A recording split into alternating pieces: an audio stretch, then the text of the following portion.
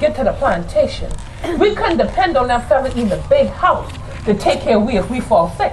Oh no, sir. But thank God there was always a man or a woman on the plantation that knew every tree, every root, every flower, everything in the river, everything outside the river we can use for take care of we body. And we call them fellas the root doctor. Not to be confused with the voodoo doctor. The root doctor knew how to cook and put the herb and spice together for heal your body. Sea muckle, pine tar, red oak bark, white oak bark, snake root, Jimson weed, fiddler crab, tea. If anybody in the Gullah family had a toothache or an earache, they would blow smoke from a pipe in your ear and in your tooth to cure you of the toothache and the earache. Gullah. If you had the whooping cough, they would boil the fiddler crab. They'd go to the creek, get the fiddler crab, boil it down into a tea, and give it to you to drink, and that would cure you of the whooping cough. Today, we're still taking the moss that falls to the ground, putting it in our shoes to lower high blood pressure. The fig tree. They take the fig off the tree or the branch of the fig tree, and the milky stem of the fig you rub on your ringworm or any minor skin infection, and it will dry up in a few hours. Gullah. The piece of the broom straw, they would take it and pop it in two pieces and place it as a sign of the cross in an infant's head to cure them of the hiccups. Or if you were an older child or an adult, they would take the soot from the fireplace, slap it on the center of your forehead, and that would cure you of the hiccups. If you had a deep wound and you were bleeding profusely, they would take a half a teaspoon of sugar and throw in the wound to stop the bleeding. Then they would clean the wound out really, really good and take the spider webs from the corners of the house or the cabin and pack it in the wound and tie it down with a clean rag, bandaging the wound, and they called it knitting the wound back together. Today we call that thing stitches. Gullah. If you stepped on a nail or cut your foot, they would soak your foot in physic salt and water, dry it off, take a copper penny and a piece of butt meat, place it on the wound, tie it down in place with a clean cloth, and they called it drawing the poison out.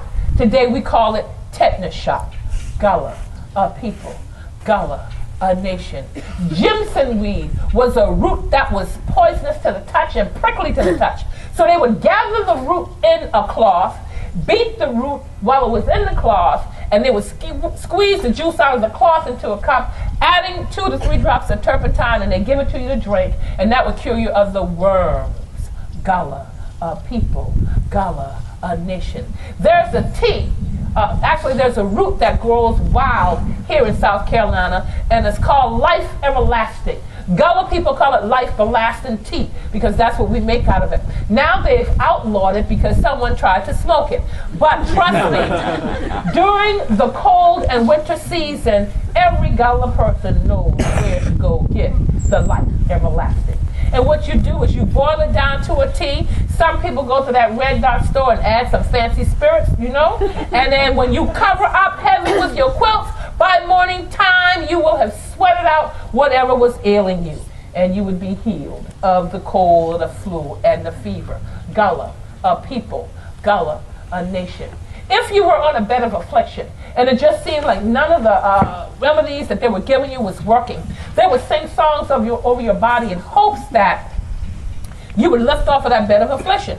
So you might hear someone singing in a room over someone's bed, angels praying round me bed, me and the angels praying, angels praying round me bed, me and the angels praying, all around me bed, all around me bed, all around me bed, me and the angels praying, angels singing round me bed. You would hear those songs and other songs, and you would sing those songs over the person on the bed of affliction, and a lot of times that all power of the Almighty God would lift that person off that bed of affliction, and all praises would go to Almighty God.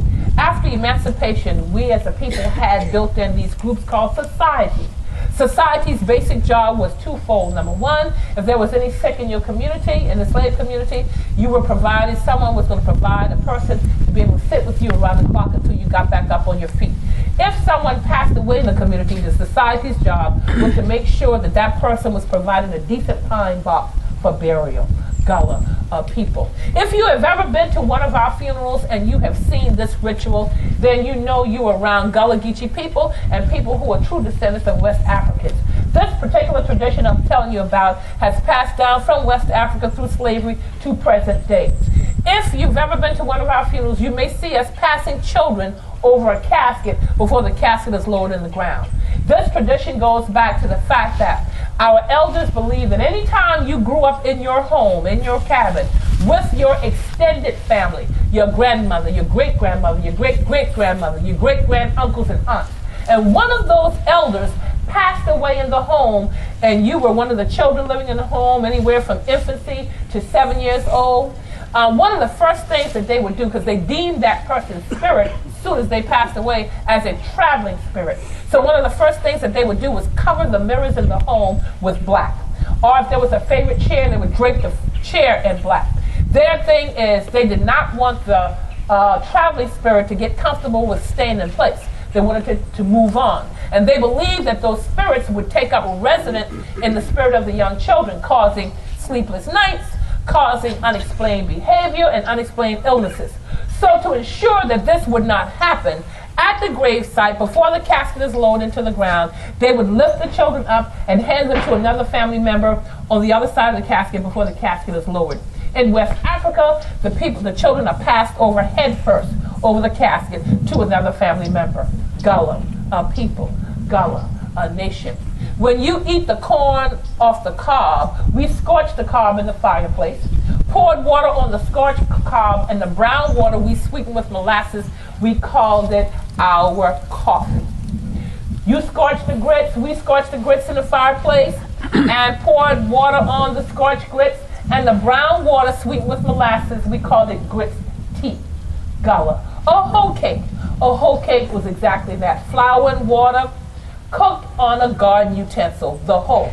A lot of days when you were out in the field from sunup to sundown, you took your ration, that's what they call the food that was divvied out to you, and you would start a fire right out in the field and make and cook whatever you had to cook on that hoe. And it was done a lot of times. Even though you see the chimneys in the cabins, a lot of our cooking was done on the outside. Gullah, people. Gullah, a nation. On the other end is the praise house. And the praise houses were built by good masters who saw to it that we had a place to worship. We came into Christianity a lot of times under our master's leadership. A lot of us today in the Gullah Geechee corridor, a lot of us are worshiping in denominations that our ancestors worshiped in along with their masters. Some of us have separated from the denomination, and for instance, there downtown Charleston, you have Bethel United Methodist Church on Pitt Street and Pitt and Calhoun, and across the street there's Old Bethel United Methodist Church, the slaves that came out of the Bethel. And the two churches still have friendly relations today. Gullah. A lot of the churches that we attended with our masters have records of our confirmations, our baptisms, our births, our deaths, a lot of records. I think it was St. Michael's, one of the big churches, has a whole history of our presence in their churches. Gullah, a people. Gullah, a nation. Now, one of the stories I'm going to tell you today is called the Gullah Night Before Christmas. I'm going to give it to you in Gullah. And this story told the West African tradition. We love to tell stories.